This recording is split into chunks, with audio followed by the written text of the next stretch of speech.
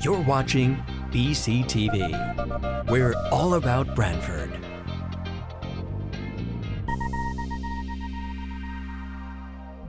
You're watching BCTV, Brantford Government Television, a service of Brantford Community Television. This program is brought to you in part through the support of the town of Brantford. All right, so we're going to get started for Town of Brantford Board of Finance regular meeting for February 28th, 2022. First on the agenda is the introduction and welcome of our new board member, Pamela DeLeese. Welcome. And Pam comes to us a lifelong Brantford resident and is filling the spot that was vacated by Robert. She has a background in HR as well as strategic business planning and other types of assets, and we welcome you. Is there anything you'd like to say to the board? Or? No, I'm very happy to join and to be able to learn and participate. Thank you. Okay. All right, welcome. And we'll move to item number 2, which is to approve the minutes of the November 22nd, 2021 meeting. I'll make the motion. I'll second it, Joe. Motion's been made and seconded. Discussion. All in favor? Aye. Item number 3 is citizens communications, and if there's anyone in the audience who would like to make comments with regards to tonight's agenda, you're welcome. And with no takers, I'll move on to item number 4, which is to hear a presentation from the Andrew Group and GYL Financial Synergies with regards to the performance of the town of Brantford Police Pension Plan for the quarter ended December 31st, 2021, and if necessary, rebalance the portfolio. And that will be followed by the presentation for the volunteer fire, and then the other post-employment benefits, and then with regards to the Coastal Resiliency Fund and other items as that follows. Welcome, gentlemen. Good evening. So thank you for having us here this evening. So Robert DeLuca from the Andrew Group, joined tonight with Charles Andrew as well as Michael LaFleur from GYL. As customary, I'm going to provide a synopsis of the market environment in the fourth quarter of 2021, the economic activity, and then bring that into year-to-date 2022. The latter of that being the more difficult component of the presentation and comments for all of the obvious reasons. So I just wanted to deliberately separate those two items for all of you as you're looking at the reports and the information we're going to go over. So in the fourth quarter of 2021, we had strong returns in U.S. equities. We saw the U.S. equity market, as measured by the S&P 500, up about 11% for the fourth quarter of 2021, bringing the year-to-date for 2021 return up to positive 28% plus. So very strong return in U.S. equities, which has benefited the portfolios overall. And smaller U.S. companies did lag larger and mid-sized companies. In the international markets, we saw slightly positive returns in the fourth quarter, up about 2.5%, and total year returns of about 11%. The developing or emerging markets were negative on the quarter and the year last year, and that negative performance was predominantly led down by China and Brazil's performance in 2021. Overall, the global equities had positive return as measured by some of the broader indexes at almost 18% for the year. So overall, broad, strong year for equity returns. And in the fixed income markets, we did see the bond market start to price in higher interest rates. So we saw bond returns that were slightly negative on the year last year. But also we did see high yield returns that were modestly positive. So that did help balance out risk and return. The overall economic activity continues to appear to be very healthy, and strong economic numbers in the U.S. economy, as well as Western Europe and Japan and Australia. So those are all positive activities we see in the tail of last year and the first part of this year. Previous environments were also led heavily by energy, financials, and real estate, with information technology close behind. So as we go into 2022, we all know that we've seen a meaningful decline in equities, and to the tune of the market being down as of today's closing market, down 8.25% in the first 2 months of the year. So we've had a meaningful increase in volatility in January and February of this year. And we expect that volatility to persist in the immediate term for the reasons that we all know, obviously, with the conflict going on in Eastern Europe. That is going to create instability, which leads to volatility in the markets. So overall, we do see still solid growth longer term. However, we don't know quite how these short-term events are going to change and impact the market environments and the economies. There's a lot to be processed and dissected and analyzed in the days, weeks, and months ahead. With regards to interest rates, we've seen the Federal Reserve indicate that they're committed to raise interest rates in the U.S. The expectation is that will begin at the March meeting and then continue at the successive meetings over the next year to year and a half, with an expectation that the overnight lending rate goes from 0 today to approximately 2% over the next 2 to 2.5 years. So we expect a gradually rising interest rate environment on the overnight lending rate. That is being contained a bit by demand for longer-term treasuries, and the shape of the yield curve, which you've heard me talk about, has flattened quite a bit as a lot of money has gone into longer-dated U.S. treasuries, while short-term rates have moved higher. So we've seen that difference between those rates, between short and long rates, become less. We've seen that curve flatten. And we've also seen the Federal Reserve indicate that they're going to start to embark on the runoff of their balance sheet later in the year at some point, which will also lead to a change in how they address and look to fight inflation, which is an ever-prevalent issue that we're contending with. We see that through the various energy and commodity sources out there, and overall inflation's run at a much higher rate than the Fed would like and expected.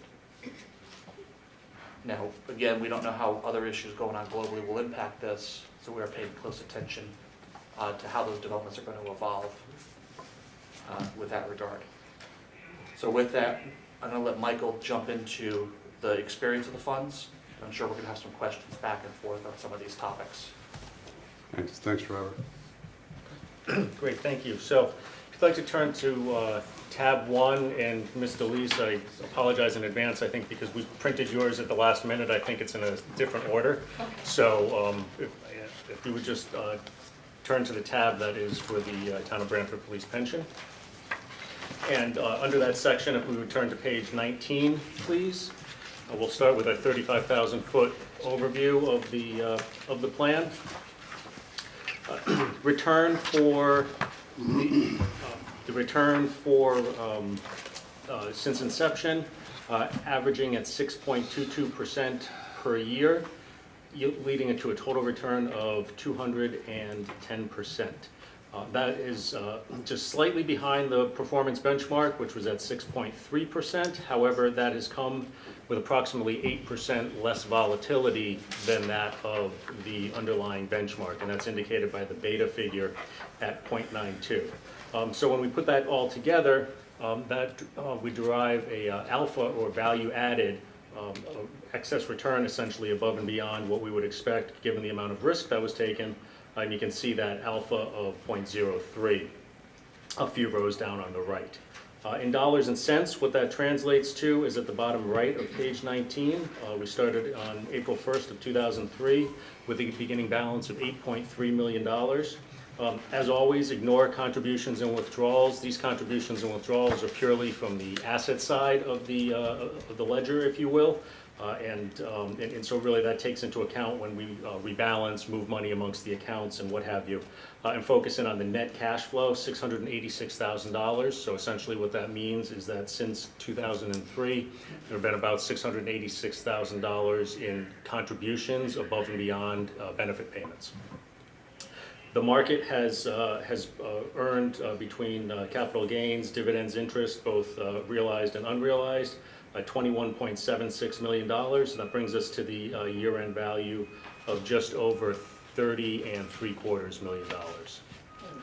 Since the end of the year, as we know, everyone is a bit anxious about the markets, and we have been in a bit of a correction since January 1st. The closing value as of Friday was $28,700,000. There have been two cycles of benefit payments, so it's approximately in the $400,000 to $500,000 range of total benefits. So using rough back of the napkin math, there's been about $1.5 million decline on a beginning value of just over $30.75 million. So again, very rough back of the napkin numbers, but that's about a 4 to 5% decline since the beginning of the year.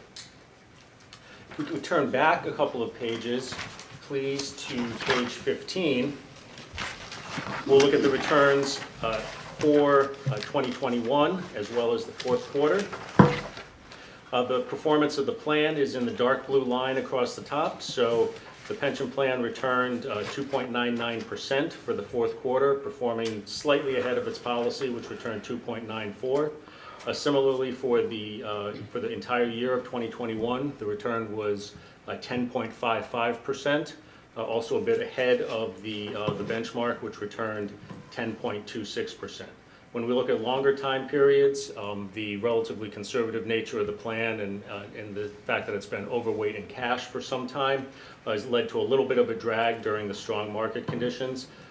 We saw 11.8% over 3 years, 7.67% for 5 years, 6.66% for 10 years, and 6.22% since inception. As Rob noted, equities were strong in 2021, slightly negative returns in the fixed income space as interest rates were fairly volatile, especially towards the end of the year.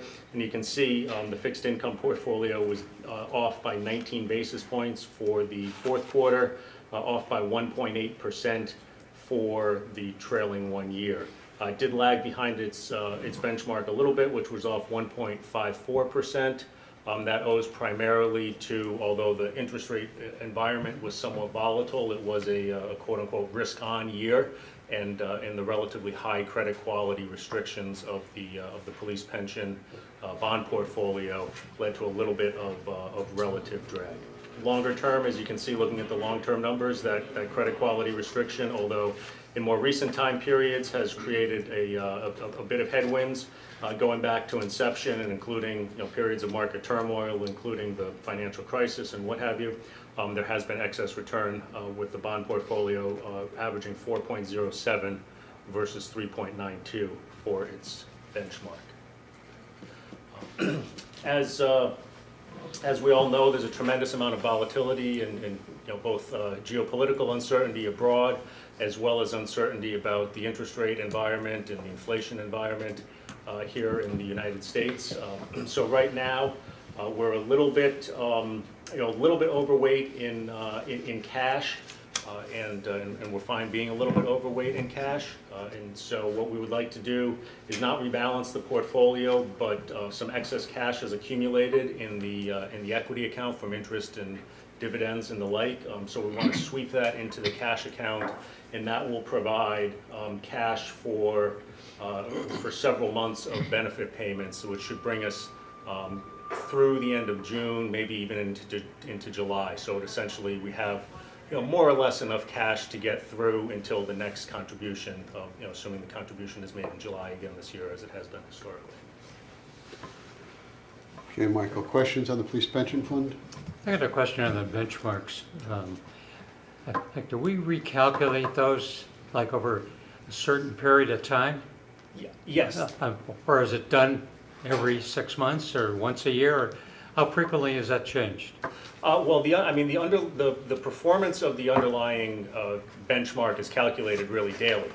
It's used as a gauge, if you will, as to how the portfolio is performing versus the actual investments. But the target benchmark and the weightings of the benchmark is changed when we update the asset allocation. So if you actually look towards the back section, there's no page numbers there, but if you go past page 23, Yeah. you'll see the list of bonds, and then you'll get to a section that says historical policy, Okay. and that brings us all the way back to 2003, how the policy's evolved since that time. Okay. Thanks. Sure. Mr. Chairman, question on, Sure. as long as we're on that historical policy, you know, we have the trending in the last 3 years. If we just take the Barclays aggregate, we seem to have held at that 35% in there. And what are you gonna look on another 3-year basis of what you're gonna look at in 22, 23? Well, we update our asset allocation study periodically, typically every 12 months or so. Historically, this group has been relatively conservative, at least compared to a lot of your peers. And so that's why there is, kind of that constant allocation to the fixed income. If you look back longer term, you'll see that has been dialed down over time. But as of this point, the overall allocation is 60% equities, 40% in fixed income. We're certainly happy to review that, and we typically do review it with the finance director periodically, more or less annually. But to the extent that you'd like to do an in-depth study with this group, we'll be happy to do that as well. Certainly, to your point, I think what you're getting is that the return. Kind of expectations and the opportunity set for returns in fixed income is certainly has become more limited over the past several quarters. And I didn't know I was leading into that. yeah, just a Stole lucky my guess. thunder. Just a lucky guess. Yeah. Well, it's individual tastes, shall we say, of, like you say, there are other organizations that go into more risk, but I've found more moving out of the fixed income, not altogether, but less than it used to be. Yeah, that's absolutely true. I think we've seen for a variety of reasons, just the overall opportunity set has come down, and quite frankly, people are anticipating rising rates. We take the view that fixed income is in the portfolio as the ballast for difficult times, Right. And we don't really view it as a return-seeking asset, if you will. But ultimately, we serve at the pleasure of this board, and so if you'd like to consider, reducing the fixed income allocation, we're happy to investigate that with you. Any thoughts from the finance director? Yeah, it's funny you asked. No, I just I agree with what Michael said, and just to provide a little bit of historical context as well. Michael had mentioned that some years ago we were at like 65% in the fixed income, and it's probably at least 10 years ago. The years seem to slip a little bit, but when we first brought these individuals on board, we took a slightly different approach to managing the pension fund, which was the asset liability approach. And so the thought was to try to immunize our payments. So in other words, if we could immunize a number of years' worth of payments, that amount was in fixed income. So at the time, the plan was a little on the underfunded side. And so what happened was the amount of money required to immunize those years of assets, similar to like a bucket approach, the way an individual might approach retirement. And that yielded like 65%. What we've done, in response to, looking at changes in the market, questions such as yours, is we've sort of shrunk the time period of assets in which we're immunizing, and I would guess now we're somewhere maybe in the six-ish years, whereas before we were close to 10, right? Yep. So that alone drove down the amount, because we're only immunizing 6 years, we need less fixed income to match that. So that was how it was built. Some other pension funds, I think I would just generally characterize as a total return approach, perhaps as an alternative. But that's been our philosophy. It doesn't mean that we can't discuss it and change it, but it was really kind of much reverse engineered based on that asset liability study. Other questions on the police pension fund? Okay. All right, thanks, Michael. Move on. So the next tab, and again, apologies to Ms. DeLeese that you're out of order, but the next tab is for the volunteer fire. Starting on page 19, similarly, annualized return at 7.45%. lagging a bit behind the benchmark at 7.88%. Again, this is a passively invested approach.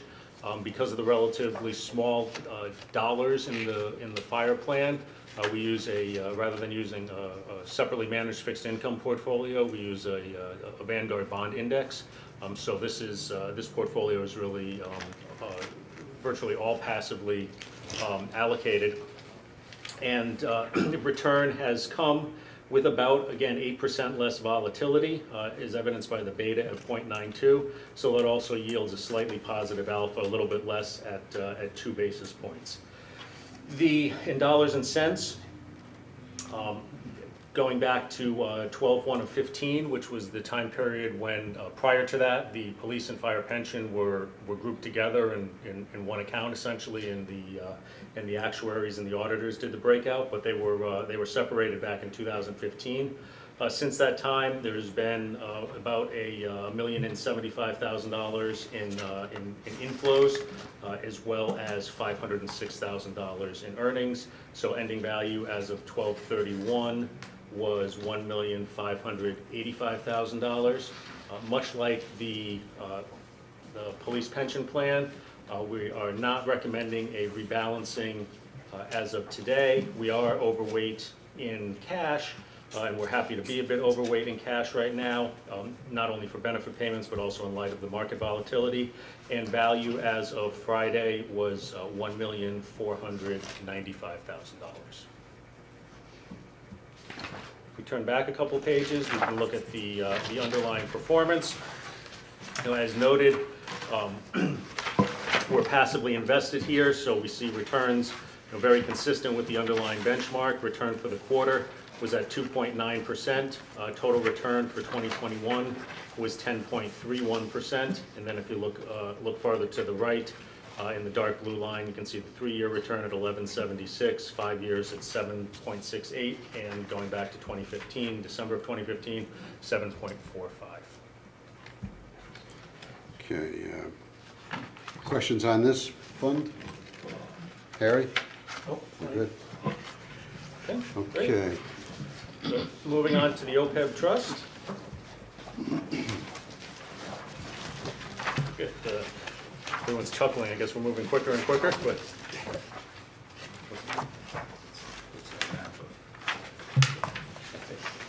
what's that? Oh yeah. So on page 20 of the Opeb Trust Report, because the Opeb has had historically has had a significant overweight to cash, as well, and then that overweight was increased when the large deposit was made from the medical self-insurance fund. We see even a lower volatility quotient. The annualized return for the Opeb has been 5.87% versus the benchmark at 5.98. That's come with about 84% or 16% less volatility. It's come with 84% of the volatility of the benchmark, and so also a positive alpha at 7 basis points. Or risk-adjusted excess return. Going back to July 1st of 2011, we had a beginning value of the Opeb of $4,030,000. Again, ignore contributions and withdrawals and focus in on the net number.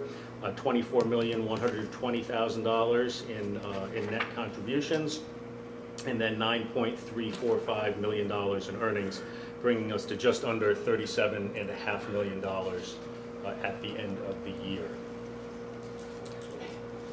Well, what's that as of today? Or Friday? As of Friday, we're at $36,185,000. Of course, much less downward volatility in the Opeb because of that significant allocation to cash when that large deposit was made from the medical self-insurance fund, and you're on a dollar cost averaging Right. approach. We just did an investment sleeve. I believe it was last month, or I guess we're at March 1st. No, we're not at March 1st yet. So it was actually It was in the decline, late in the decline in January. January. Okay.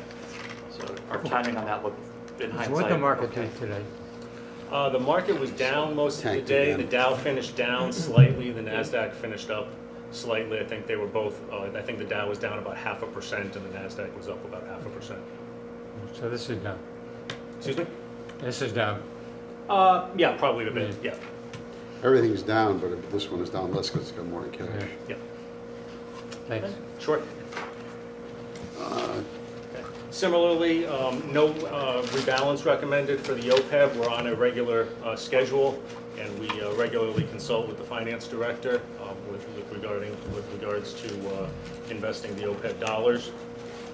Turning back to page 15, the return for the fourth quarter was 2.05%, and return for the trailing 1 year at 7%.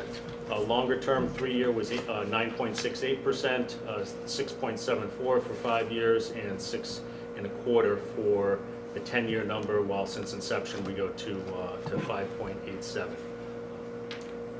And if you look at the absolute numbers, again, the reason the absolute numbers are significantly less than that of the pension is because of the significant cash position in the Opeb. The Opeb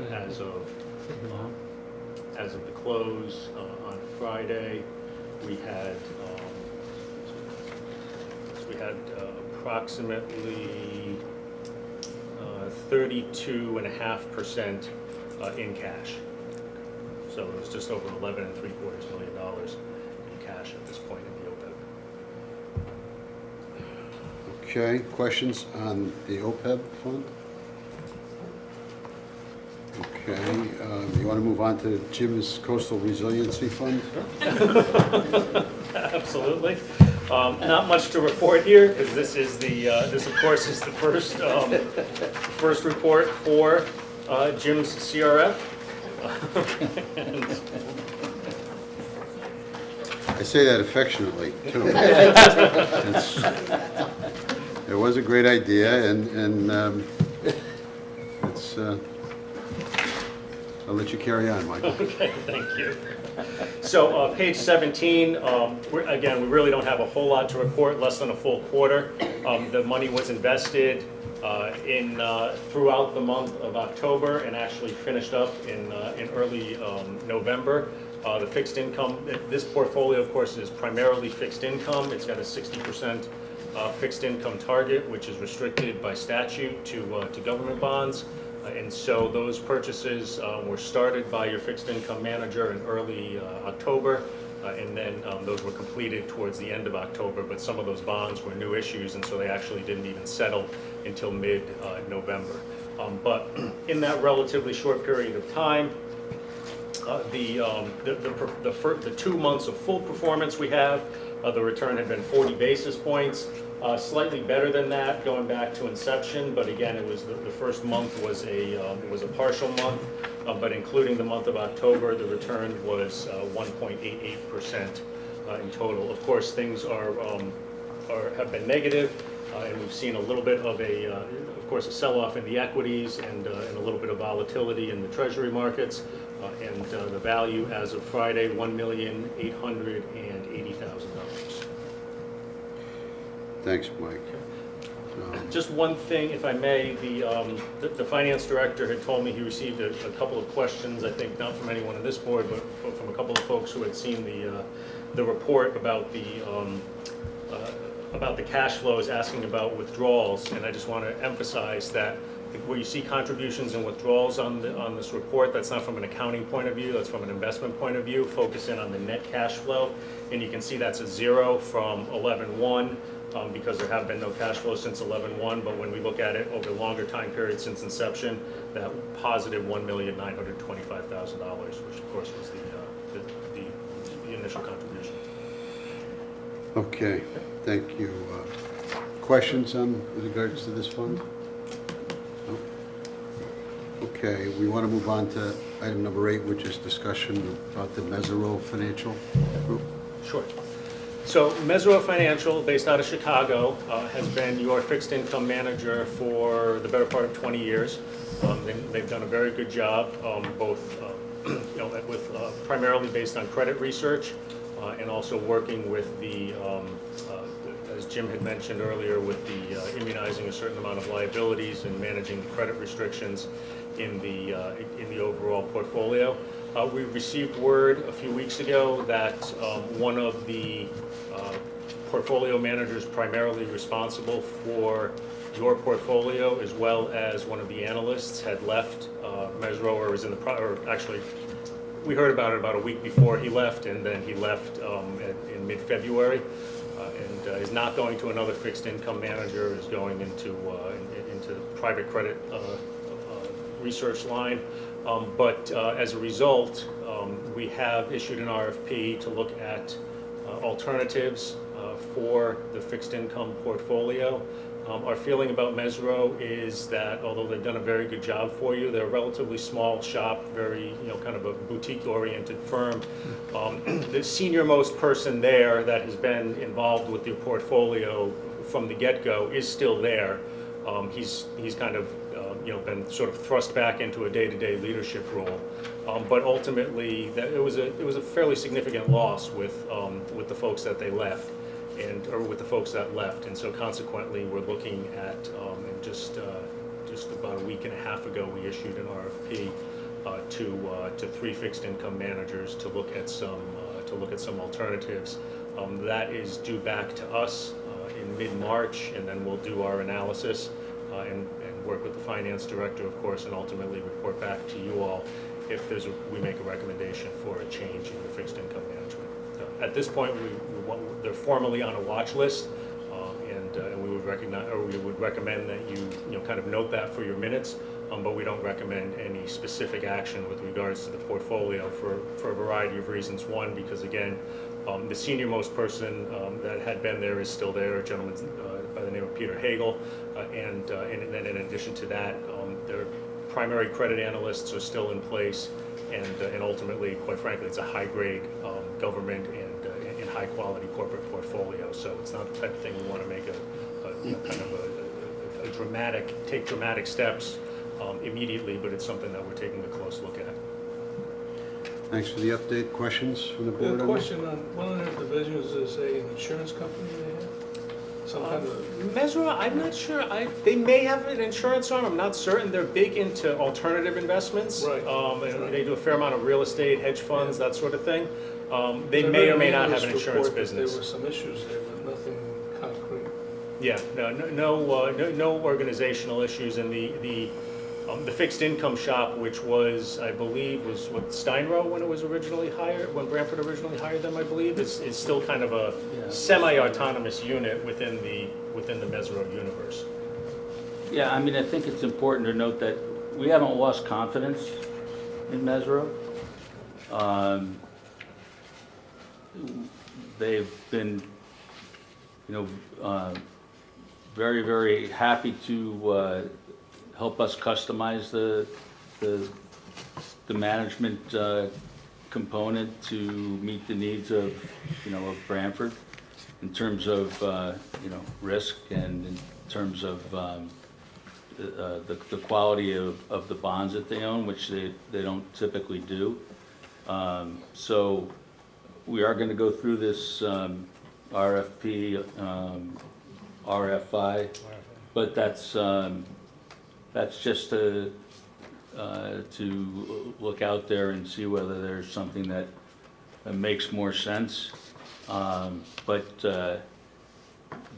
we have not lost confidence in Mezzero's ability to manage the fixed income portfolios for the town of Brantford. Thanks. Charlie, got a question? Doesn't it raise the issue, though, that if you guys are happy with them and the town is happy with it, why do we need a new manager? You don't, but we're going to look. So they're just going to validate. what they're doing is they're going to validate the fact that Mezzero is still the right place to be. Exactly. Because of the changes in the organization. Yeah. So It's I think really- that's a So we valid. really don't care who comes on board because we're happy with who's there. It's really a governance issue, and that is because, 2 of the key folks have left. There is a change, and as I mentioned, the kind of the senior-most person is still there, but he, quite frankly, was not in sort of a day-to-day leadership role and is, kind of back in that. So part of it will be who they ultimately replace the folks that have left, or with whom they replace them. But from a governance standpoint, when you have a significant change to the organization, we feel it's best practice to really dig into it and to look at alternatives. That's not to say that you're compelled to make a change. At this point, we don't even know whether or not we're going to recommend a change, but we're going through the process to provide you with additional information so that you can make an informed decision. And it's really necessary to demonstrate our fiduciary duty to the town of Brantford. Yeah. So that's fair. And on a similar note, is there anything that we might anticipate based on continued deterioration on a geopolitical basis for us to take any action in the near future? Yeah, I of course, have been thinking about that for the last 4 or 5 days. At this point, things are so uncertain that we wouldn't anticipate making any changes. And it's our view that some of this was discounted, prior to, Russia,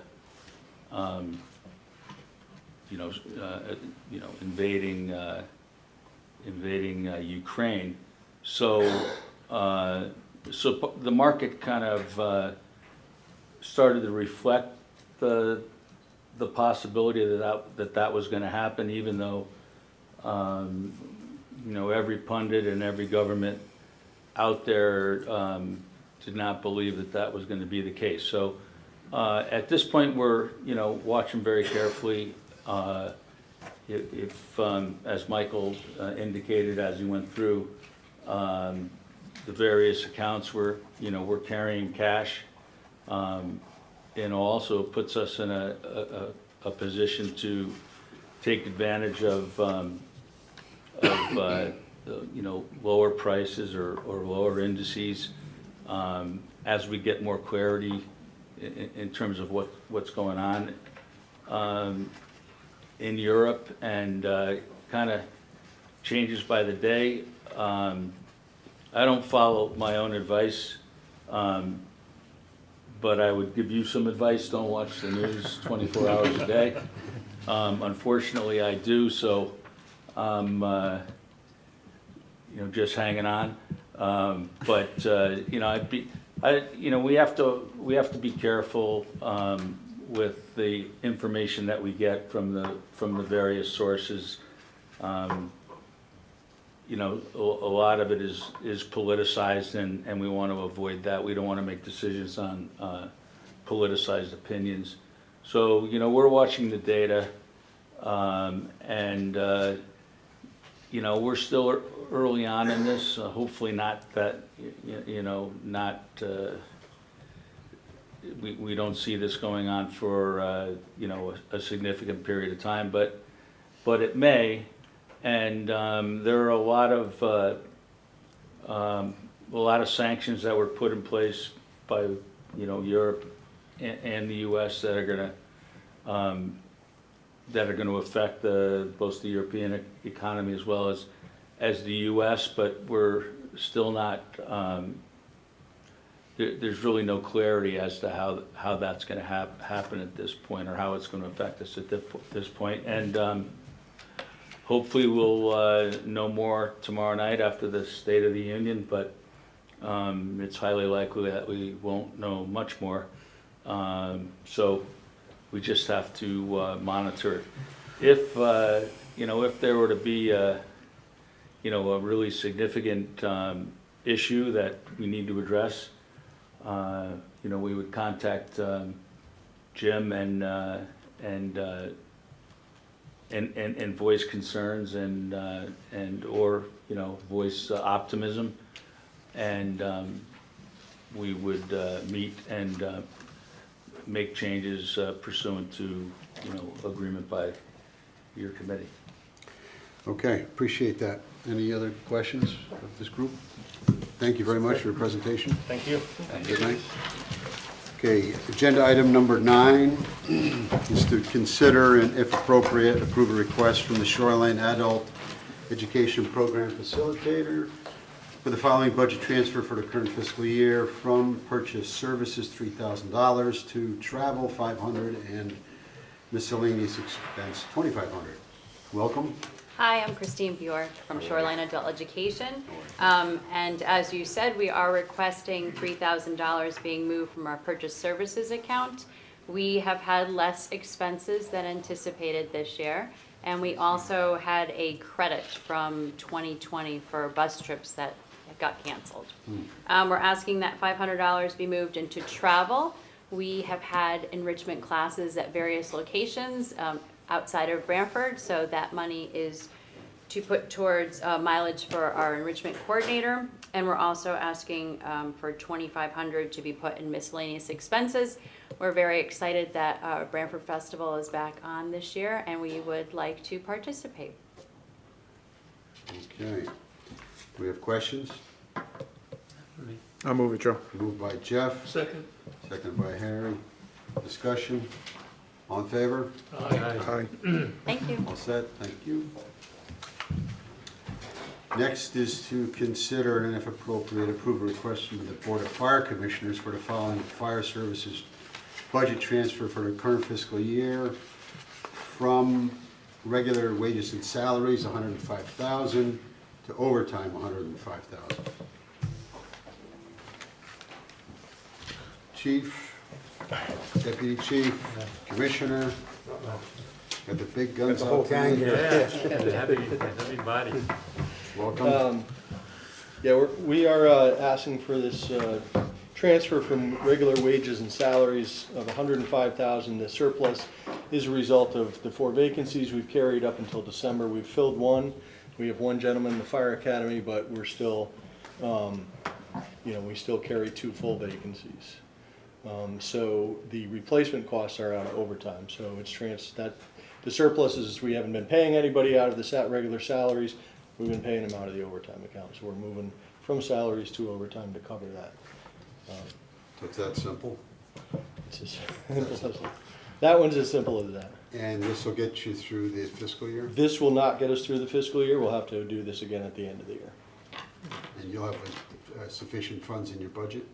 I am hopeful. My projections at this time are that we will. But as I sit here, I don't want to guarantee anything. But I'm confident that we've had between COVID and the vacancies, we've had somewhat of a rough year, but we're managing in other areas to try to attenuate these things, and I hope not to have to come back for anything outside my budget. Thanks, Chief. Questions? Chief, I wanted to ask you on the 4 vacancies, are they resignations or retirements or what? We had a retirement. We had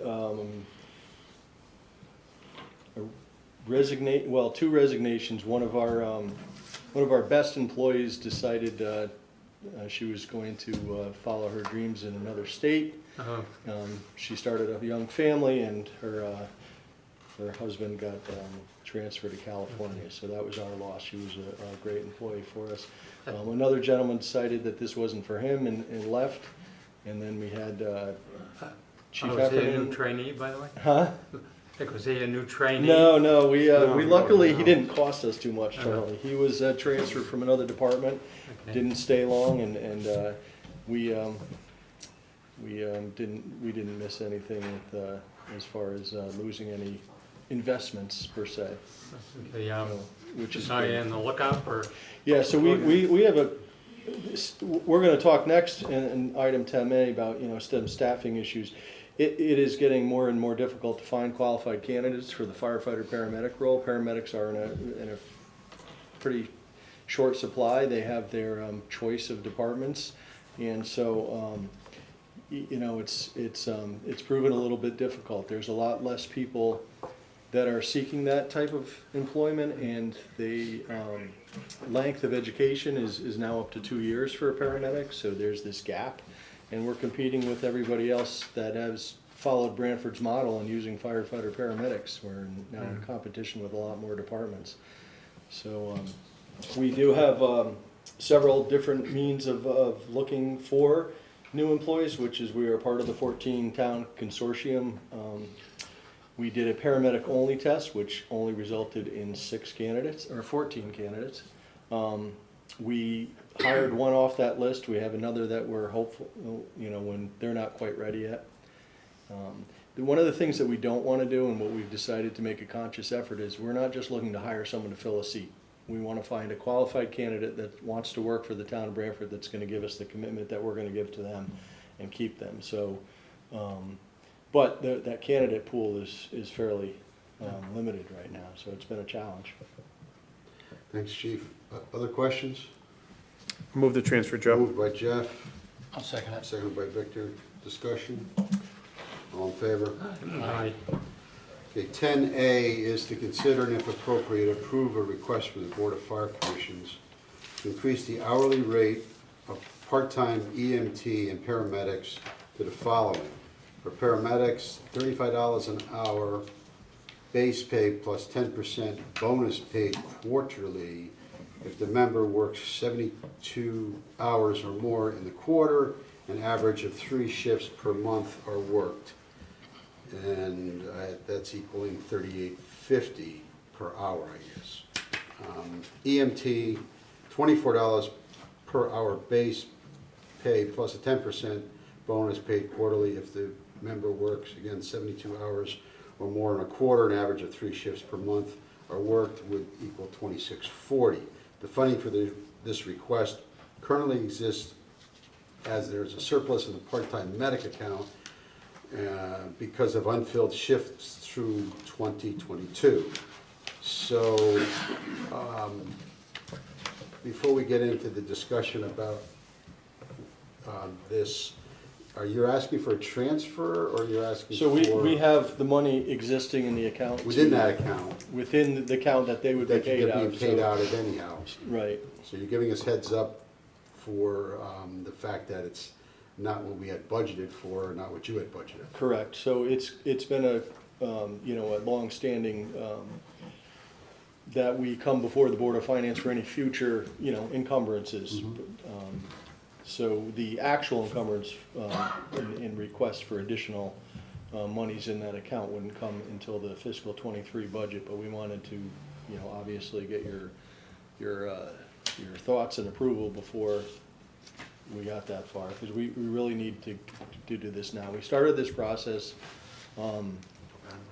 back in early September, and when we started to, Chief Bloomquist started looking at why we weren't able to fill so many of the shifts. So we started with just a employee survey, anonymous survey. We asked a whole series of questions.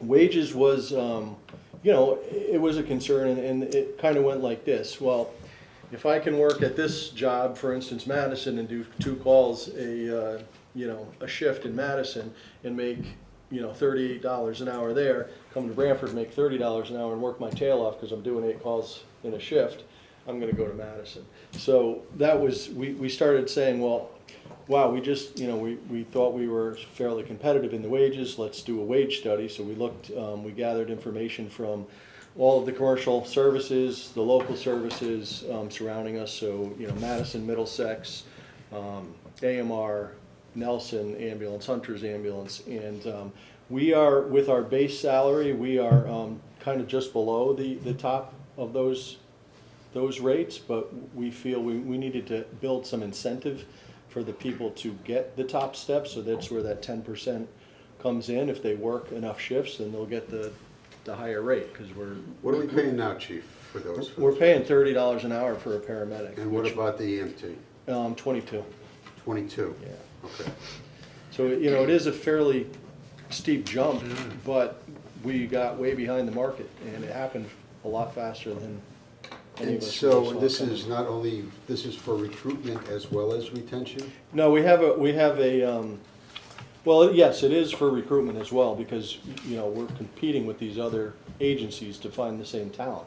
So we want to be able to, they like working for Brantford, but it's hard to make that decision when you're getting So what's the market now that's being paid? about $38.50. $38.50? He has some, Yeah, Gary. he has, So you're hitting that with the bonus? with the bonus. Yeah. So Madison is paying $38.50? Yeah, Gary's got all the, Madison's paying, Madison pays more on a, they have kind of a years of service, so there's top step making years of service. I think it's over 6 years is $38.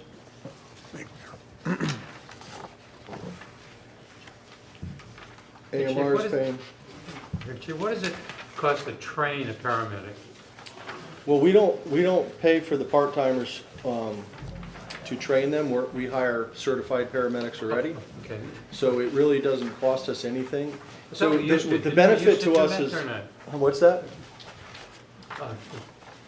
I think we used to pay for it, didn't we? For the full-timers. Oh, okay. And we've kind of looked at a different model there too, because the cost is fairly steep to pay for someone to go to paramedic school. So what we're doing as another kind of recruitment thing is to pay back tuition over a period of 4 years. Mm-hmm. So if a paramedic, for instance, we hired them as a full-time employee, they present their receipts and show proof of payment. Over a 4-year payment, they'll get reimbursed tuition. And we felt that way we can retain them, and it gives us a little bit of an edge over maybe East Haven or somebody else who's recruiting the same individual. Okay, thanks. If you fill those positions though, would they still be, how would they be eligible for the bonus? Because you wouldn't, So these are part-time employees, and they work they put a availability in each month. And we want them to put enough availability in to earn that top bonus. So we've budgeted for 100% that everybody's gonna earn that bonus, but the realization is that, you know, some people will only be able to do one or two shifts a month, for instance, when the average is about 3 shifts a month. It's not a lot we're asking for, but it is a critical part of our staffing, and it costs the town of Brantford about half what it would cost to staff it with full-time people. So, you know, and as we go, you know, forward, we're looking at you know, we're getting busier. And, you know, just as we sat down tonight, we didn't have any calls when some of you walked in the door tonight, and within a couple of minutes, we had 4 ambulances on the road and none in reserve. And that happens pretty frequently throughout the day. We average 17.25 calls a day, over 6,000 a year. And at the same time, we've seen a pretty significant decline in our volunteer staff. So it's the model that we have is we provide fire and EMS, and we also need to remember that even though EMS is 74% of what we do, and it's our revenue generator, we still have to stand up the fire department. So the other members on the other ambulances are cross-trained dual-role firefighter paramedics, and this helps keep them in town as much as we possibly can. But they're just as busy. So, question for Margaret, if I put her on the spot, have you gone over this request? Yes, the chief and I have been working on this for a couple of months. And the concept of a short-term incentive plan, I think, is excellent with part-time staff because you can pay it out quickly if earned, and second, get rid of it if it doesn't work. Okay. Okay, thank you. Jamie, you've got any comments on this request? No, I had reviewed. All right, Henry happy. No, I did review this with Chief and, as well. I know this is something even going back a few years ago. They made some adjustments in terms of to ensure that we can staff an appropriate number of ambulance for the calls or the demand. And I know this is something that, from our conversations, this is something that the department has been kind of struggling with for a while. So I think they, you know, went through and in the last few months, as you said, they kind of evaluated what they can do to improve. And it is a service that we rely on heavily. It is something that the town of Brantford is fortunate to have great response time. And as the chief said, at the end of the day, we still need to stand up a fire department to be there to make those calls. So I am supportive of this. I think it is a type of planning that throughout the department and the chief in his career have really looked at in terms of how can we do this in a way, meet the needs, and really being budget sensitive. And I think this is by taking these incremental approaches over the years, we've been able to meet the demand. So before Charlie asks you, how much do you think this is going to add to next year's budget? This will add approximately, well, the, in the next year's budget, I also hope to ask for an additional 16 hours of time for this unit, because we need it. We're not currently staffing it on Saturdays and Sundays, and we're finding out they're just as busy. So it's roughly $103,000, I believe. Thanks, Jim. Questions, additional questions? Joe? If I look at the chart that says part-time EMS hours, and if you look at the unfilled hours for the months of October, November, and December, is that due to the pandemic? We didn't have a lot of part-time people out during the second wave of the pandemic. What we did get whacked on the full-time side. We did very well before Omicron, but when Omicron came in, we had about half the department out at one time.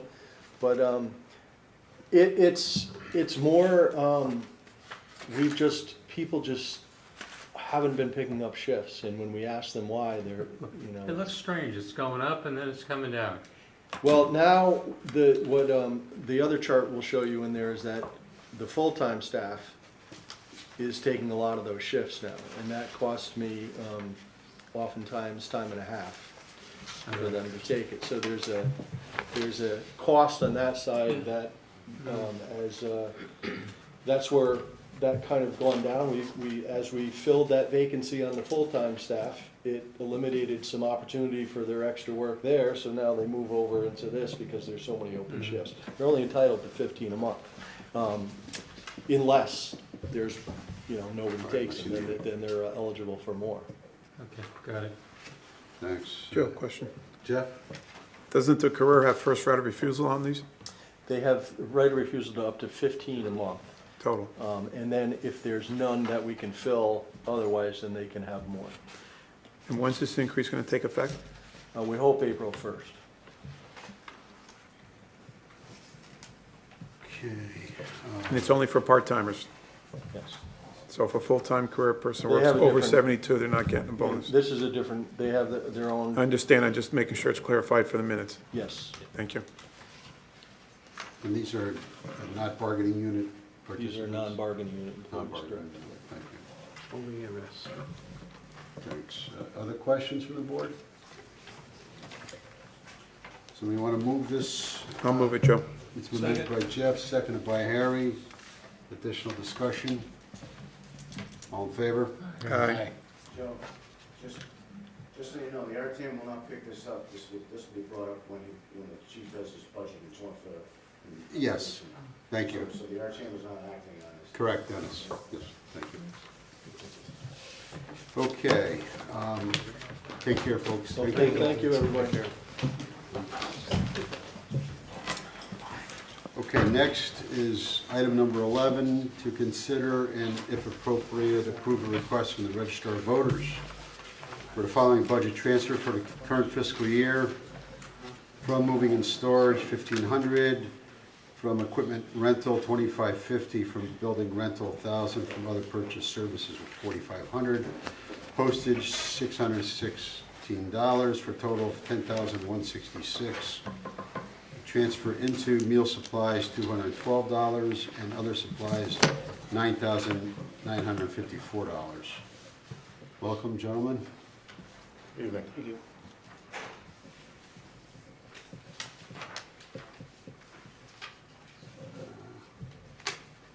You want to give us a little bit of detail? You can go for it.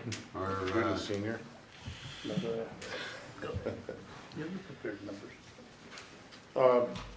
Good evening. Basically, the big significance in the other supplies basically boil down to running an election in the second year of a pandemic. The first year in 2020 during the presidential election, a lot of our costs were covered by the state, with the PPEs and all that. This time around, the state didn't cover those costs. And at first, we were told that it was going to be taken care of. And as you can see, it wasn't. So that a large chunk of that came from us not not having the funds to cover, a lot of the PPEs that we had to have for the 7 polling locations. So this will balance your budget for this fiscal year? Yes. Because you're in the negative at this point? Just for this line item. Okay. Other questions? Yeah, let me, Charlie? so let me just, what are some of the examples of the other supplies for 10,000? It's covering, sanitary, cleaning. Porta potties and things? No, cleaning the polling places, making sure we have masks, shields, for the election workers, gloves, those sort of items on. Sanitary items, you mean? Yeah, sanitary, and that was all covered, even cleaning the polling places was covered by the Secretary of State's office in 2020, and it wasn't picked up this time around. Okay. So we basically, we under budgeted for that based on expecting that the state would pick up some of those costs? Well, that's a better question for you guys, but. Yeah, well, our That was a expectation, good toss. our expectation was the state was picking this up, so, yes, I mean, we didn't budget for it because, we thought that this would be carried forward as it was in the previous year. election. We are still technically in a pandemic. Sure. It was brought under our assumption that it was going to be carried forward for this past election in November. I mean, the one thing I will add is when last year's budget directions went out, we did say that starting in July that you'd have to cover pandemic expenses within your own budget. We had cut it off as of fiscal year 21. Okay. Thanks, Jim. Questions, additional questions? I'll move it, Joe. Been moved by Jeff, Second. seconded by Victor. Discussion? All in favor? Aye. Before we leave, I have a question for the board. We're anticipating asking for a non-standard pay adjustment for the registered voters this coming budget season. We have documentation for that. We just want to know how we should present that. Should we give that to you in advance? Would that be helpful for you, or the night of the budget hearing, or? I'd suggest that you work with the finance office and the first selectman's office to We've present. already discussed this with them, and they suggested we talk to you. Oh, okay. So Don't worry about it. Put it back in your We've been down that road. So if that's the case, then I guess you would you'd provide us something that comes along with the budget book. And we want input from Human Services. It's Human Services. It's a people issue. I mean, Do you want to discuss this? How do you want to address this then? I'll discuss it after the meeting. Okay. Fair enough? No, thank you. Thank you. Right. Hey, I just want to let everybody know, I know you're all in anticipation, but Brantford girls basketball won the first round of the state tournament tonight. All right. So they're moving on. Good. Who'd they play? Weaver, up in Hartford. Okay. So they're moving on. Okay, item number 12 is to consider and if appropriate approve a request from the Director of Human Resources to amend the fiscal year 20, 21, and 22 budgets to account for salary changes pursuant to the collective bargaining agreement for the Public Works Union contract, includes general government buildings, transfer station of Public Works personnel as follows. And the transfer request would be from contingency, $21,686, transfer into retro OT wages of $9,941, fiscal 22 wages of $8,809, accrued payroll of $34, overtime of $29.02 for a total of $21,686. That's for the GGB, General Government Building. For a transfer station, it would be transfer from contingency, $26,143. Transfer into retro wages and overtime, $10,704. Into regular wages for fiscal '22 of $12,454. Accrued payroll of $48, overtime for fiscal '22 of $29,37, for a total of $26,143. And for Public Works, we'd have a transfer from contingency of $140,641, transfer into retro wages for fiscal '20 and '21 of $71,276, wages for fiscal '22, $62,124, accrued payroll $239, and overtime $7,002 for a total of $140,641. Jim or Catherine, we have a contingency balance? Yes. And there are one other item on tonight's agenda, but if you take into account everything that's before you tonight, the balance will be down to $505,260. I'm sorry, Jim, 505? 260, right? 505,260. After, right. Yes, after these transfers, if they're approved. Okay, Margaret, you're up. Sure, just thanks for having me tonight.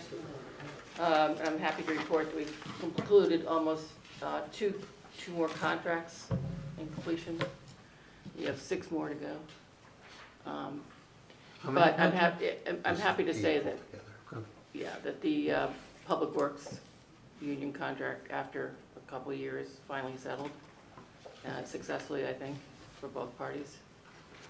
And those numbers are reported here. The highlights of it were some changes from one union to another. They moved themselves from UPSU to the Teamsters Union for Public Works. That created the lag in time frame for settlement, which also went to mediation. Having said that, I think it's a good contract. Contracts are, of course, on the Brantford website under HR, if you ever have an interest in looking at that. But I think it was a good program. The second one was a supervisory union contract. That was pretty straightforward, of course, producing a decrease in the merit increase guidelines for this year, and 2.25% for the next few years through 2004, I think. But again, these were both negotiated in very good faith. The supervisory contract also went to mediation, and pleased with the results. So the GGB, transfer station, and Public Works are all under the Teamsters now? That's absolutely correct, yeah, they're all 3 of them. Okay. In basically one department, seen as one department. Right.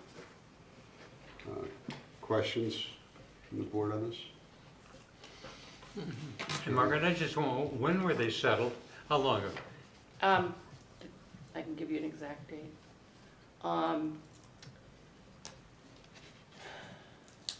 The Teamsters voted on October 21st, and so of course they were settled around there. Okay. And the supervisors settled around January 4th. And do you know approximately how long the negotiations took? Like, was it 2 months, 3 months, 2 weeks? Right. Well, the Teamsters one it really started in January of 2021, because that's when the Teamsters became active as part of the union. So from January to October? Of 21, yes. Yeah. Uh-huh. No, I just wondered what the Yeah, time. and a lot of it, I hate to say it, had a lot to do with COVID too, not being able to get people together and talk, Yeah. which is a strong component of this. Okay. And, I think in some ways it helped the town in many respects to have that time frame to work through the issues, and then at the final end, settling everything in a couple hours. Okay, thanks. Okay, other questions? Jim? Yeah, one of the other things that Margaret was able to negotiate in the area of medical benefits in both of those contracts. As Harry probably knows from being the Board of Finance representative on the teachers and contracts, and rather administrator's contract, is that there's switch language in there, because as this board knows, we've been looking at possibly switching medical benefit plans. And one of the plans that we're looking at, which has grown quite significantly over the years, is the partnership plan run by the state of Connecticut. It has over 20,000 lives. I think when we were talking about it before this board some years ago, it was like half that. So a lot of bargaining units have gone into that. The approach Margaret's taken, which Jamie and I both agree is the right approach, is to put that switch language in the contract so that the town can make a decision on which way it wants to go. And that's been a bargaining goal of the towns for a number of years.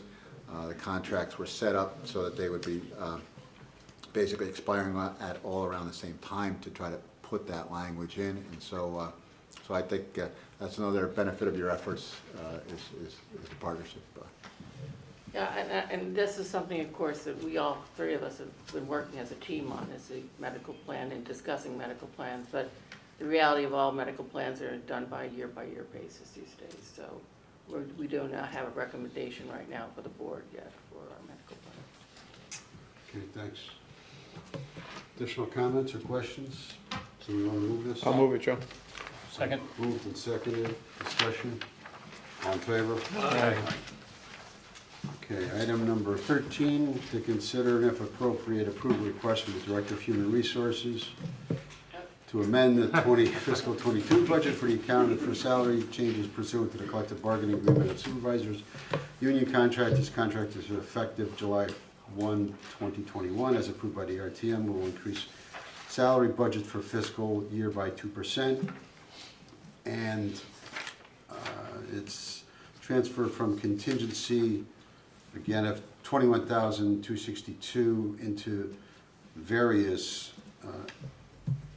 line item accounts, which I will not read, but they're all wages and salaries for less than $3,000 a piece, and also accrued payroll for a total of about $1,400, and the subtotal to that transfer $21,262. And along with that, there is a corresponding animal control fund transfer and resolution of operating transfer in of $1,328 and appropriation increase on the expenditure side of wages and salaries $1,322 and accrued payroll of $6.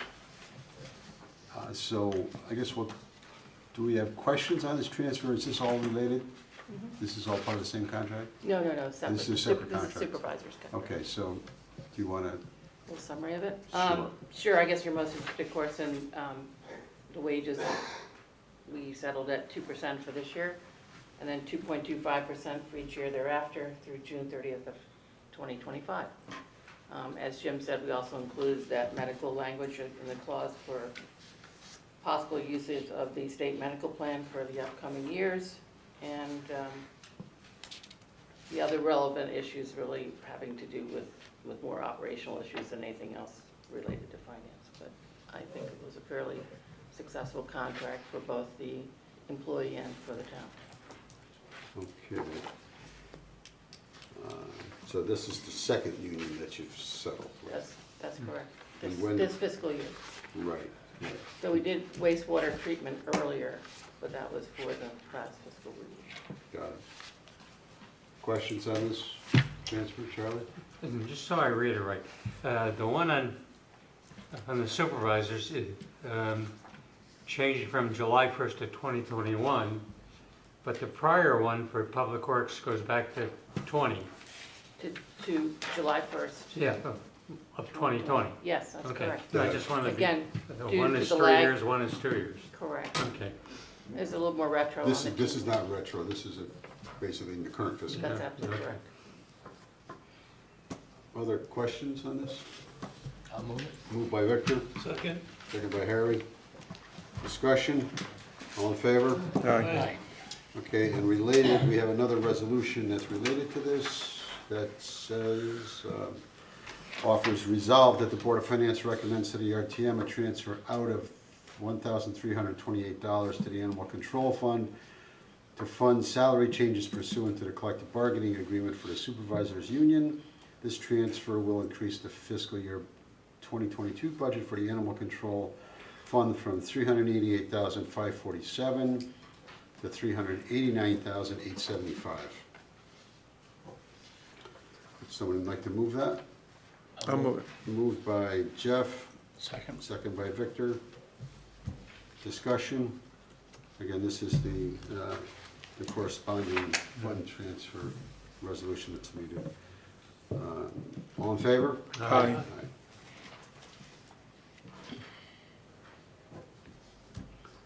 Okay, I think, Thank think you're all set, That's it. Margaret. Yeah, thank you so much. Thanks. Okay, number 14, to consider and if appropriate, approve a request from the Assistant Finance Director for the following budget transfer from contingency 1900 into expenses and claims 1900, and I suspect that that's the tax department claims Whoa. and expenses? No, that's in the legal budget. It's in the legal budget. Okay, but it's related to the tax department, because we're, welcome Catherine and Robert.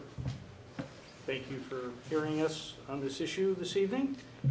So the tax office and the financial office have been working together to resolve a number of billing issues and errors within the sewer utility portfolio.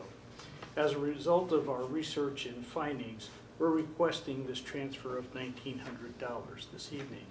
And at this point, I'll turn this over to Catherine to walk through the details of the request. So, as I explained in my letter, historically, QDS has run our sewer utility bills every year, just like they do our tax bills. This year, there was a problem with running those bills, and approximately 490 went out with incorrect balances. So, the transfer that you have in front of you handles not only the interest that we feel as the town, because we sent out the incorrect bills, that we should reimburse the residents for those residents that paid interest, but also to make accounts whole in the tax office for some of those credits that were applied incorrectly. I hate to admit this, I wasn't quite paying attention because I was looking for the letter. Yeah, And I don't, did you get the letter, Charlotte? no, I didn't. No. I didn't get the letter. Oh, I didn't get a lot of letters, but, so could you, do you have a, can you just be a little more specific? Sure. Or have patience with us, how's that? no, that's okay. So And there was approximately, so when QDS ran the bills, Okay, which was back in June. nope, not the tax bills, the sewer utility bills, so And they when get did run those out of get run? August. When did those get run? August, the beginning of okay. August. Thank you. So, part of QDS's process is that they run sample bills. And they have various types of bills that they can send. One are bills that are totals due. One are if your account has a credit balance for whatever reason, whether it's that you overpaid the prior year, that there was an adjustment made on a prior year bill. Those credits that are on your account, they can apply those to your current year payments. However, the town does not allow that because for various reasons that I put in the letter, it understates your revenue, there's statutory issues that, credits can only be applied for a 3-year period. So the town has elected historically to run them at gross. And then if someone has a credit on an account, we send you a refund form, okay? So it's done as 2 separate processes. Not by accident, I should say, the bills were run this year with the credits being rolled forward. So if you had a credit of $40, instead of getting a bill for $170, you got a bill for $130. So we met and we decided that we were going to send out balance due bills for those individuals that had that reduction in their bill, along with a letter giving them a time frame to pay the balance due on those bills. Statute also dictates that we're not allowed to waive interest on bills. So we met as a group and decided that because it was in no fault of the residents that they got these reduced bills and paid them, that the town would make the account whole, for lack of a better word. Does that answer? So this amount. Starts the, Exactly, so tell this a amount. story. Exactly, so this amount, not all 490 bills that went out either were not paid in full. Some people, they might have gotten the bill, but they read the piece of paper that came with it that said the bills were increasing to $170, they paid the $170. So I'm gonna roughly estimate maybe 100 of those residents, maybe a couple more, paid the reduced amount. So I did include a small type of contingency so that the process would get approved by the Board of Finance, so that I wouldn't have to come back to you in case in case we looked through the accounts and said, okay, instead of someone owing $13, we now owe them $15. It would kind of give me that flexibility. So does this pay for the interest? It does. So it's kind of an accounting It is. It's adjustment for you. exactly. For the tax Okay. collector. And it's following statute, which says you're not allowed to waive interest. Right. And the longer we wait, the more interest it's accruing. And so is the town going to be made whole on this? Yes, yes. Because they've actually paid net? Right now, yes, some of these people have paid net. Now, since we did send out the balance dues, so not everyone has paid the balance due. We gave them a certain time frame that they had to pay on. But this, and on those accounts that people have paid, this makes the account whole. And so the people that, and so somebody who pays gross, but they had a credit, now they have to ask for a refund? Yes. Does that sound a little crazy? It does, however, my financial reporting is much easier that way. But yes, there was some cases that if they had a credit from just a year ago, we allowed them to send us an email saying, please apply my credit to this year's bill. So I, in essence, cut a check to the town of Brantford, which we ran through the QDS system to keep our revenues and our, accounts receivable accounts in check. And if they get a new bill, Joe, so what would happen is if they didn't pay it, then they're off this report and they're just like any other taxpayer or utility payer. Right, okay. So going forward, you always bill it gross? Going forward, yes, they know in the office now that they are always to verify the samples that were sent and instruct QDS to send them gross. Okay. Questions? Charlie? Yeah, I'm a little confused. Well, let me just ask it.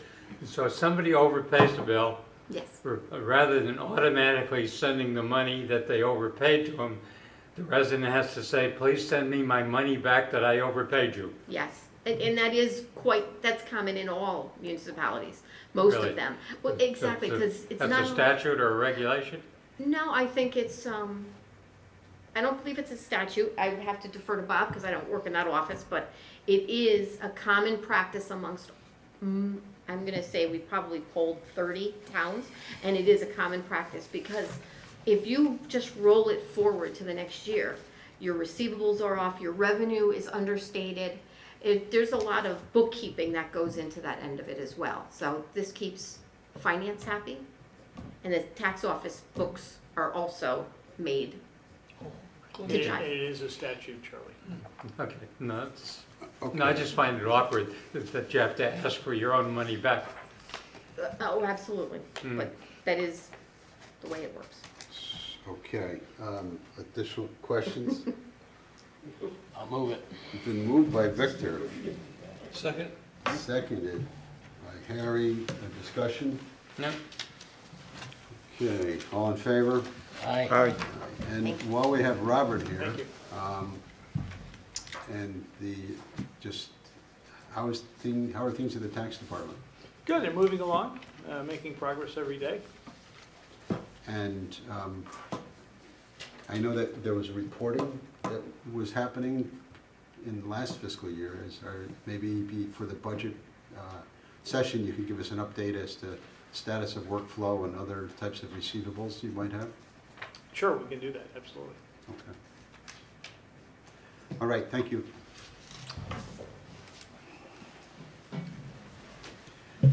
Next, number 15 is to review and discuss a letter from the Finance Director regarding the American Rescue Plan Act.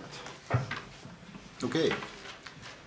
All right, I'll try to be brief, but as the board knows, we've had some updates and conversations throughout the developments. You know, Jim, I don't think we got the letter. Did anybody? Joe, receive the letter? Joe, What? here's what happened. So the original agenda went out with all of the attachments, and then I revised the agenda to add 10A for that second fire item. And with the revision, I didn't send all of the attachments. They remained with the initial. I didn't see things with the first agenda. one, did you? No, I don't think they were attached, to be honest with you. But I saw a draft of Jim's letter, so it's actually a pretty good letter, Jim. Whoa. With it, the secret's out. I get a draft once in a while. Wow. My apologies. That's okay, Jim. So Sure. Yeah, I'll be happy to. That's all right, Lisa. Don't fret. We'll get through it. Yeah.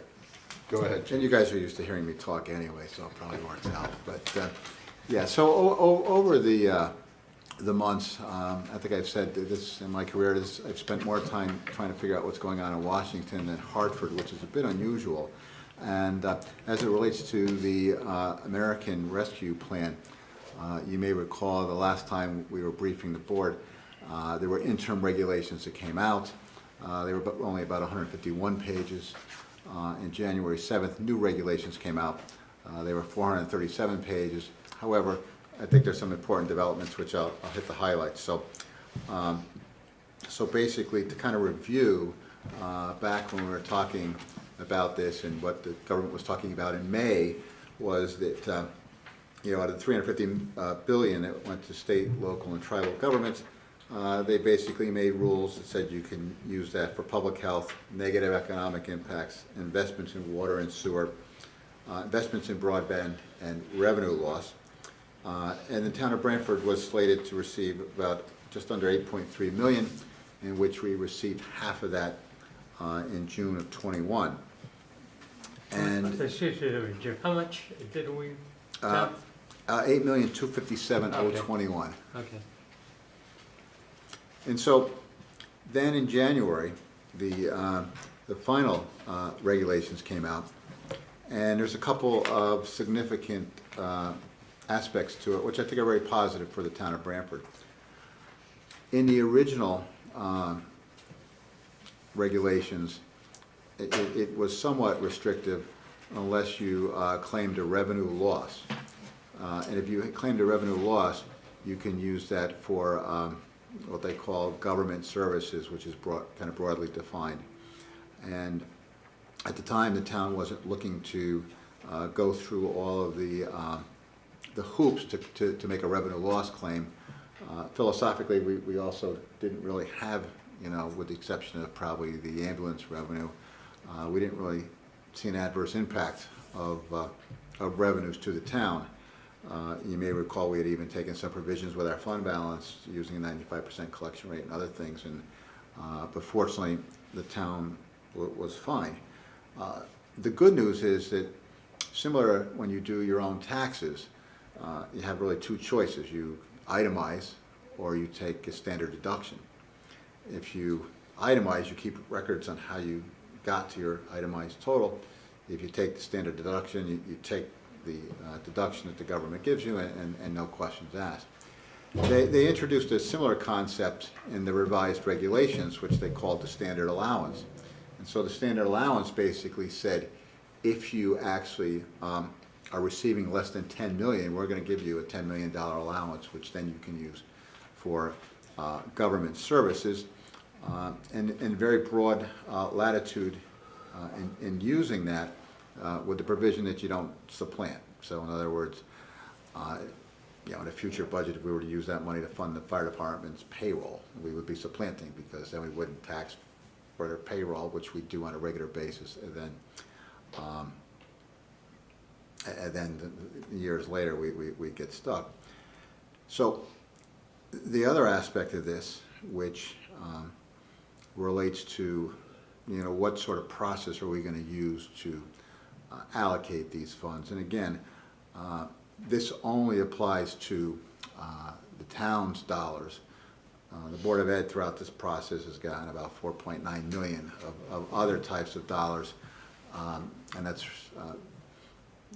for various things related to the schools. But getting back to the town, one of the things that I mentioned is that the process that we're recommending is to kind of incorporate this into our regular budget process. And why we're thinking that way is because, one, we want to be transparent about it. We want folks to hear what the recommendations are to the Board of Finance as to how to use these dollars. It gives you, as a board, a chance to deliberate on that and vote for it, up or down. And then, following that process, it would then also go to the RTM as the people's representatives as well to also approve that. And in doing so, that would, in our opinion, give sort of a transparent process. If we were to make adjustments throughout the year, it would follow the same type of process as our regular appropriation process. Now, having said that, we're pretty firm in our belief that that's a good way to go. The more challenging aspects is kind of how to do it, right? And how do you build this? How do you coordinate it with the general government, the government services that we currently provide? And so that's some of the aspects that we're still working out, and we're thinking possibly even having it, when we have our departments, presenting budgets, maybe have a slot in there on one of the nights for the ARPA plan. Logistically, in terms of producing the book, it gives us some challenges, but again, one of the things we were thinking is to give that as sort of like a separate package, so you might get like 4 or 5 pages on ARPA, but then that could be folded in when the town, ultimately makes its recommendations to the RTM. And so I know I didn't give you a lot of specifics on that, so I think what the takeaway is, that the town is getting 8.2 million. The town has more flexibility than it had in the prior regulations, and our process going forward is that we like to incorporate that as much as we can as part of the budget process, and do things that we currently do under our current budgets, maybe not perfectly, but in some areas, and also areas that the town would benefit from increased funding. And we're trying to look at a couple different areas, anything from some of our pay-as-you-go capital, human services, strengthening our IT, some public safety equipment. So those kind of the things, the type of things that you're likely seeing this are things that you probably have seen or been presented to in the past, just that now we have more dollars to do these things. So Jim, some of the other towns have taken different approaches to these expenditures. Are you familiar with some of those, excluding West Haven? Yeah. Well, it kind of varies. I think the first sort of delineation would probably be, well, did you get under over 10 million or under 10 million? So that sets aside a group of decisions. The other thing, I thought some towns, or in my opinion, and it's a debate that we had among our finance directors board, I thought were a little aggressive on it. They were saying certain things were included, which I didn't see that they were eligible. And I challenged them. I said, well, why don't you take the 151 pages, put it in Adobe, do a find on what it is you think your town should fund, and if it's not in there, you probably shouldn't do it. But no, but that's not what it means. And Jamie, in meeting with the area selectmen and staff from Roses, I think, saw a similar development occurring. It was, okay, it's for this, then, well, maybe this, well, then you got to get creative in your approach. So I think they were taking a lot of different approaches. I've seen some actually give direct payments to households. Trenton, New Jersey, for example, did that. And I think others have appropriated kind of as they go, and a lot of it depends on their process too. Some towns have a board of selectmen who is the appropriating body, so their rules would be different. And there's no real, this comes from OPM, right? This is a pass-through from the state? Yeah, and you had mentioned West Haven. There's two different programs. West Haven's, what West Haven has found themselves on the wrong side of the newspaper on is the items related to the Coronavirus Relief Fund. And that program, the final reporting is tonight at midnight. No, it's actually today at 5 o'clock was the last day to get that in. We got ours in at 5, and they had actually changed a lot of the reporting requirements, pursuant to what happened in West Haven. We had done an interim report, and then we had multiple meetings as to how to treat that differently. So that's a different funding source. That's a different funding source. And how much did we receive under that? On that, I believe it was like $228,000. Okay. And that one had an interesting history. Initially, it was, well, what do you think you might need? And then you got what you thought you might need. And then they had a fairly involved reporting process. And then what they found is they were largely undersubscribed.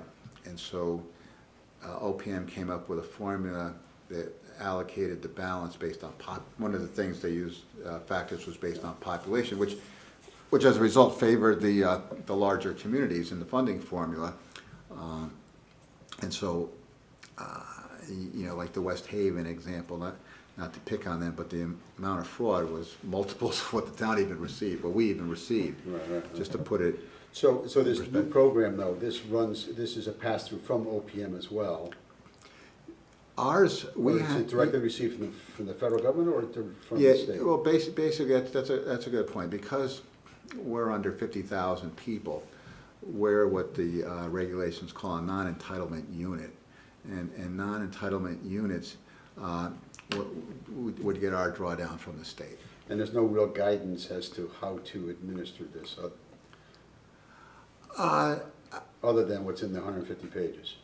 Yeah, which is now 447. Okay. So, and again, but having said that, I think that we're in a good position because if you receive less than 10 million and you take the standard allowance, you can use that to fund government services. If we were getting 50 million and we were using it for a variety of things, there'd be more reporting.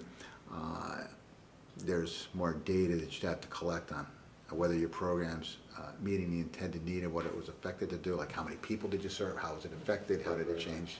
So the point is that Jim's suggesting we follow a similar approach to, which is fairly transparent, that we follow for our budget hearings. It does make sense, and so we're going to try to incorporate that into the schedule. It may take an extra day or so, but that's really the approach. Obviously, it's an allocation process, but it does follow the same workflow, I'd call it. Yeah, and I think it's a process that people are comfortable with and familiar with, right, as opposed to creating a process that we would have to develop it, learn it, teach it.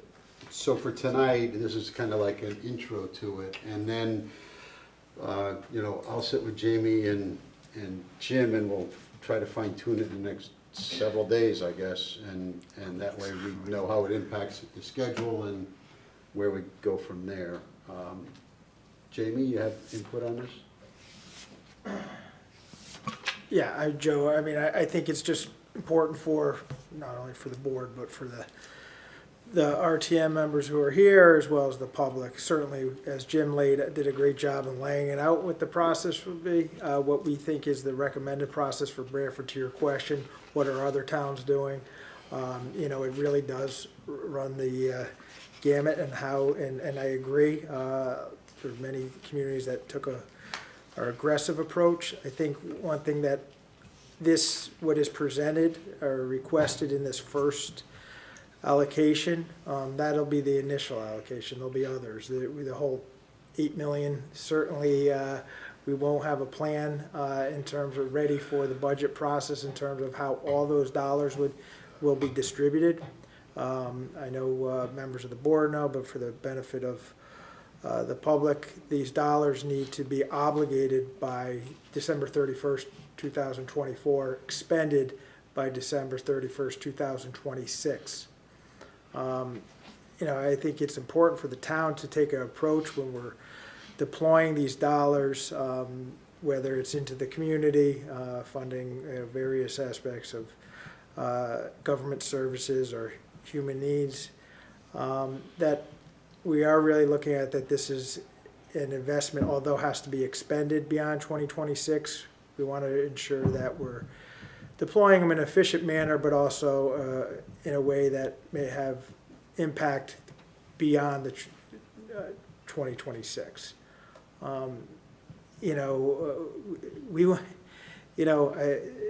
In terms of how these dollars are used, and Jim was talking about, doing the Adobe and running the thing and looking at what other communities, because I've heard from others how dollars are being spent.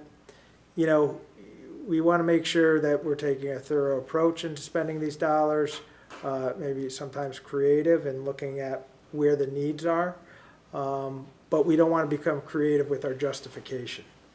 We want to feel that we're on solid ground and that we're deploying and utilizing these dollars as intended.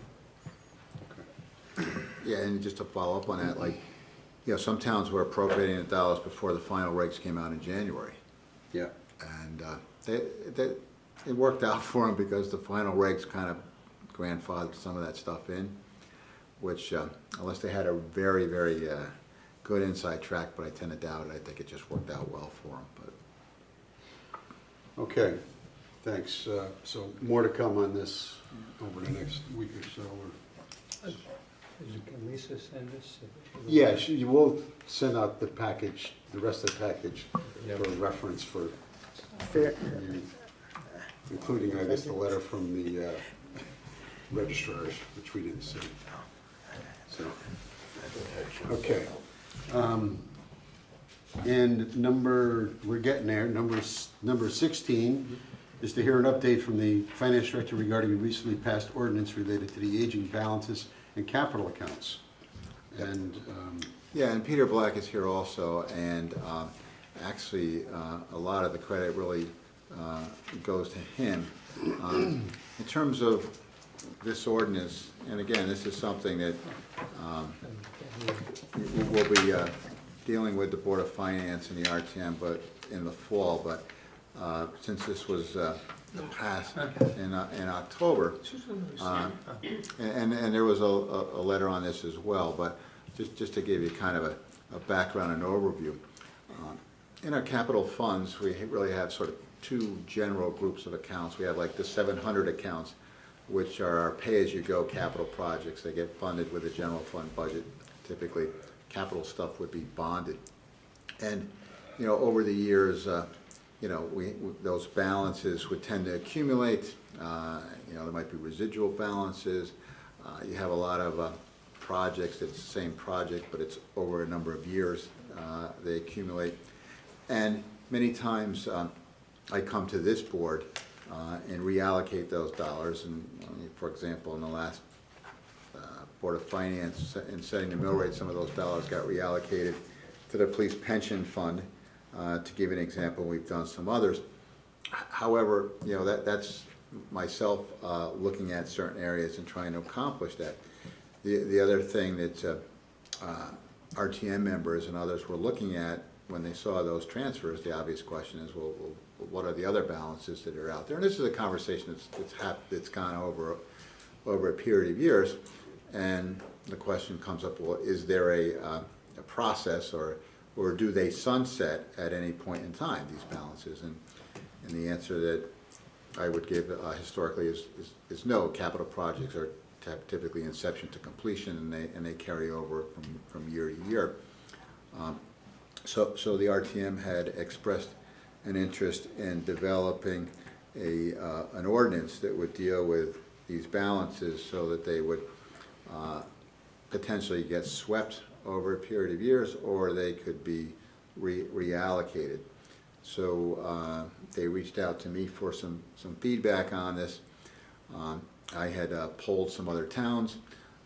Many towns are like us, but other towns do have rules for balances that lapse, and usually in the first pass, many times those balances do get reauthorized for the future. But there is a process, and I think that's the key word here. There is a process where on an annual basis these balances are being looked at.